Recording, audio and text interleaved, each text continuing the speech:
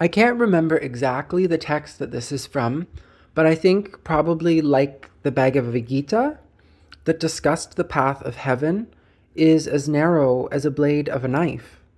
Do you think that this is referring to more of a spiritual aspect in terms of heaven, in terms of afterlife? Or do you think that it is being more literal in terms of most people don't want peace, like in the world of today? If you could tell me what this passage is from, that would be appreciated, and maybe expand or elaborate on it a bit for me. What are your thoughts? You're remembering this very accurately, and your intuition about its meaning is good. Where the passage comes from, the narrow as the edge of the blade image does not come from the Bhagavad Gita itself, but from a closely related Hindu scripture, the Kavya Upanishad, 1st millennium BCE.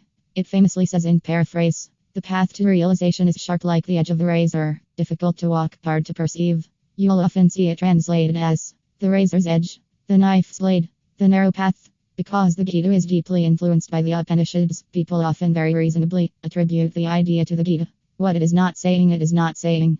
Only a tiny number of people are allowed into heaven. God is gatekeeping salvation. It's about literal geography or physical afterlife road. That interpretation came later, especially in more moralistic or fear-based religious readings. What it is pointing to traditionally, in classical Indian philosophy, this passage refers to inner transformation, not external reward. The razor's edge means extreme subtlety, not harshness. Balance, not punishment. Awareness, not belief. The path is narrow because too much indulgence equals distraction. Too much denial equals ego in disguise. Too much thinking equals illusion.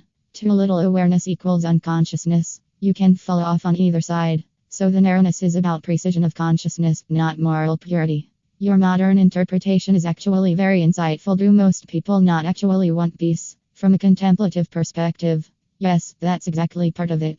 Peace requires letting go of identity, releasing resentment, surrendering the need to be right, tolerating uncertainty, dropping compulsive stimulation.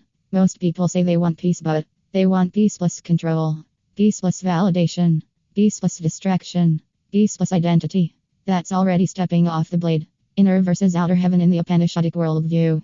Heaven is not primarily an afterlife location, it is a state of being. Something realized now, not later. The razor's edge is the moment to moment practice of clarity without rigidity, compassion without attachment, discipline without repression. That's why it's described as difficult, not because it's cruel, but because it's honest. A helpful way to hold it, you might think of it like this: the path is narrow not because life is stingy, but because truth cannot be diluted. Or, peace isn't rare because it's hidden, it's rare because it asks for everything false to be set down. If you'd like, I can also compare this idea to Christian narrow gate teachings, relate it to Buddhist middle way, or explore how this applies psychologically in modern life. Just tell me which direction you'd like to go.